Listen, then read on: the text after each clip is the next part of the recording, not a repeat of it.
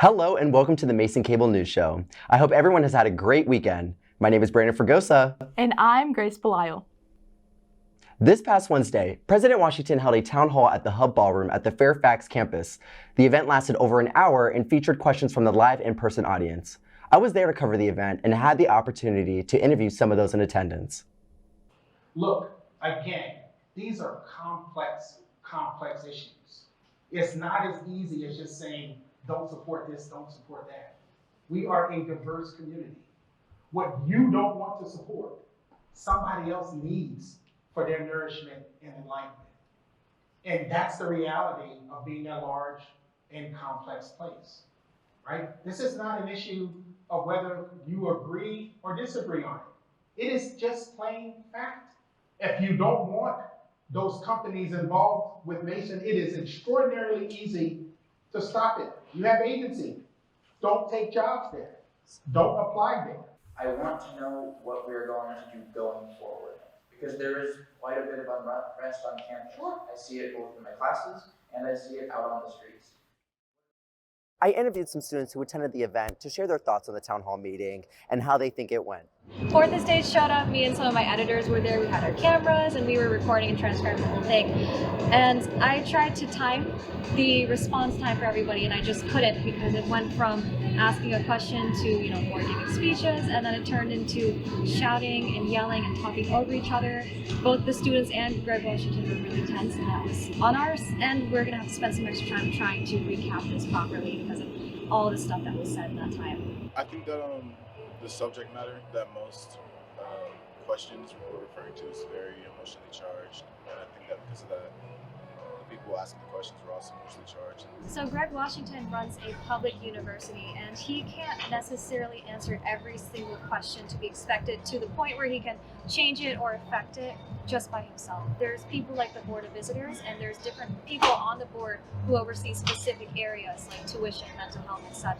I think if we have a panel of people talking, especially somebody from Board of Visitors, if we could get them on that stage, they could better answer it maybe. There were a lot of people who might have been angry there, and there were definitely some moments of rudeness, but overall, having more communication, more dialogue, that's a good thing, and that's the right step for us to take. Having some rules that students would make sure they know about and agree to, stuff like maybe limiting questions to just 2 to 3 minutes, because we had people who tell whole stories, and that's great, but it's a town hall. It's about asking questions. For a town hall, the point should be to have the community engagement with the higher ups, and I feel like if you have a large group of people that represent one idea, then clearly that idea is important to those people. Maybe a moderator would help, just to make sure that questions are being asked instead of statements. Student Senate yesterday said that UVA has more town halls and they're relatively more calm, because whatever tension that may have built up for months for our town hall may have kind of leveled out in multiple. If they happened monthly, I think they could be a lot more chill. They'd be less of a spectacle and more of just a town hall. Right. It'd be a place where people could ask stuff about tuition or ask about their scholarships, ask stuff about their classes, ask stuff about parking, housing, food. This student town hall meeting serves as a catalyst for future student events to take place, where concerns regarding the university may be addressed to President Gregory Washington. Thank you for tuning in. This is Brandyn Fragosa signing off. Back to the newsroom. In a statement provided by Students for Justice in Palestine, a SJP student organizer at Mason said, "We feel that we do not gain anything from this town hall aside from the confirmation that President Washington does not favor his pro-Palestinian students, nor is he willing to hear or respect our perspectives." For SJP Mason's full statement on the student town hall, check out the Fourth Estate's website later this week to read more. Hey Mason Nation, are you thinking about continuing your education and pursuing a graduate degree? If so, consider any of JMU's many online master's programs. Of the programs offered by JMU, 9 of these programs rank in the top 50 among public universities and 8 among all top 50 institutions, both public and private, according to the U.S. News and World Report. Among the top-rated programs were business, nursing, and education. Information regarding the specifics of each program can be found on masononline.gmu.edu. Find that special someone in your life, Patriots, because this Wednesday is Valentine's Day. Across campus events will be held for the holiday for both singles and couples. GMU's Department of Communications will be hosting a Valentine's Day event in Horizon Hall, room 5200, where people will be able to enjoy hot cocoa, cookie decorating, and have the opportunity to make a Valentine for someone special. Other events held on campus can be found on Mason 360. Keeping with that spirit of appreciating people in your life, this Thursday, February 15th, is Mason International Kindness Day. JMU's Center for the Advancement of Wellbeing will be hosting at kiosks in the Johnson Center to celebrate the day. Kiosks A, B, and C from 11 a.m. to 1 p.m. The kiosks will have activities, a prize wheel, and free items for anyone who wants to swing by. We will now head to Ximena for the weekly weather report. Hello Patriots! Today was a gloomy day with rain and a little bit of snow coming down in the morning, but after the rain and snow stopped, the rest of the day was cloudy with a high of 45 and a low of 30.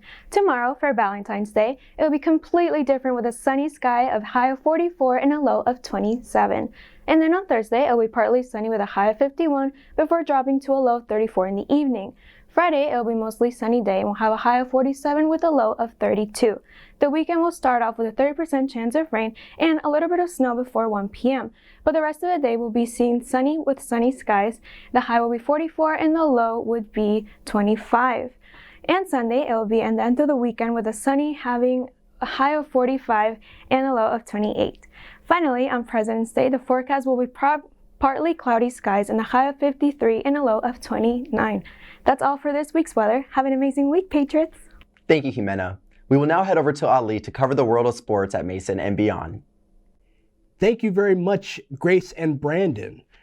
The men's basketball team started this week off with a loss to Loyola University of Chicago here at home on Wednesday. Despite leading at halftime, the Ramblers came from behind to beat the Patriots 85-79. On Saturday, the Patriots traveled to North Carolina to take on Davidson College, where they pulled off a narrow win over the Wildcats 57-55, a narrow margin. Catch the Patriots in action tonight at Eagle Bank Arena as they take on George Washington University. The women's basketball team and their 8-game winning streak was snapped Thursday night after losing 59-47 to St. Joseph's University at home. The Patriots were then on the road Sunday afternoon against the University of Dayton in Dayton, Ohio. They were handily defeated by the Flyers, or they handily defeated the Flyers 74-50. Their next game will be tomorrow evening on the road at Davidson College. The women's lacrosse team started off with a spectacular overtime win for their first game of the season against William & Mary. The game was played at the St. James in Springfield, where Morgan Gunn scored the overtime goal to defeat the Tribe 11-10.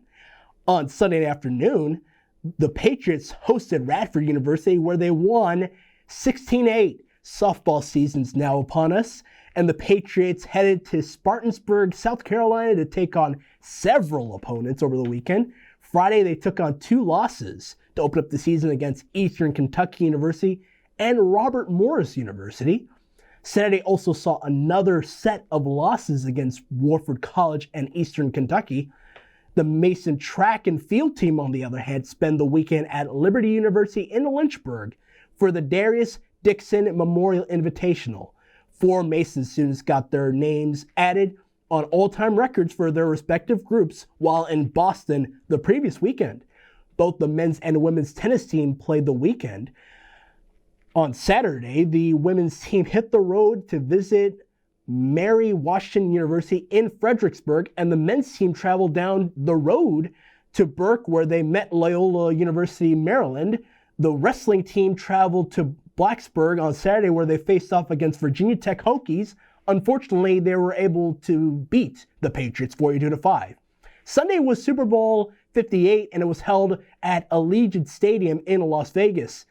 Kansas City Chiefs were able to win on an amazing overtime victory against the San Francisco 49ers, with Mecole Hardman, the wide receiver, catching the game-winning touchdown from Patrick Mahomes to win the game for the Chiefs 25-22. It was their 3rd Super Bowl victory in 5 seasons and the first back-to-back Super Bowl berth since the Patriots did it in 2003 and in 2004. And in the MLB, they've just started their spring training, and the teams are starting to arrive in Florida and Arizona for their training, and they're and they will start their opening day next month. That'll do it for Ali here with sports. And now back to Grace and Brandon. Thank you, Ali. Are you interested in archaeology? If so, then join the GMU Anthropology Club for a private tour of the Alexandria Archaeology Museum on Thursday, February 15th from 3 to 4 p.m. Registration and additional information for the trip can be found on Patriot Web. Get your game face on, Patriots, because this weekend from February 16th through 18th, the GMU CS Club will be hosting Hack Facts, the CS Club's premier hackathon event of the year. The event will feature students from across the GMU area and beyond. Over the course of 36 hours, students and teams up to 4 members will begin and finish a variety of projects. On the third day, the members will present their projects to a panel of judges and compete for prizes. The event will occur in Dewberry Hall. Registration can be found on Patriot Web. Thinking about jobs after college, Patriots? If so, then consider attending the 2024 Spring Career Fair. The event will occur over 2 days in Dewberry Hall of the Johnson Center on the Fairfax campus. Wednesday, February 21st is the first day of the career fair and will be focused on those pursuing a career in the STEM field. On the second day of the career fair, Thursday, February 22nd, the event will be focused for those pursuing a career in business, the government, and nonprofit work. Preparation services will be hosted by GMU University Career Services before the career fair. Information on preparation events and other student resources to help students prepare can be found at careers.gmu.edu. To attend the event, make sure to register on Patriot Web. So Grace, Valentine's Day is tomorrow, and I was wondering, what would your dream date look like? Well, my dream date would probably be some, fun little pottery making. Okay, cute. And then go out to like a nice restaurant, Olive Garden. Okay, nice and classy. Love it. What's your dream date? I think my dream date would probably be like a concert, because we already have similar interests and hopefully it's for the same artist. Mm-hmm. So that's like already a plus in my mind. And then, we end the date, reminiscing about how much fun we had and looking forward to more. It sounds like a really, dream date. Thank you. Yeah. Thank you for tuning in, Patriots. You can keep up to date with news on and off campus if you follow us on Instagram at MCN on Twitter and Facebook at Mason Cable Network, and subscribe to our YouTube channel. I'm Grace Belisle. And I'm Brandyn Fragosa. Have a great rest of the week, Patriots.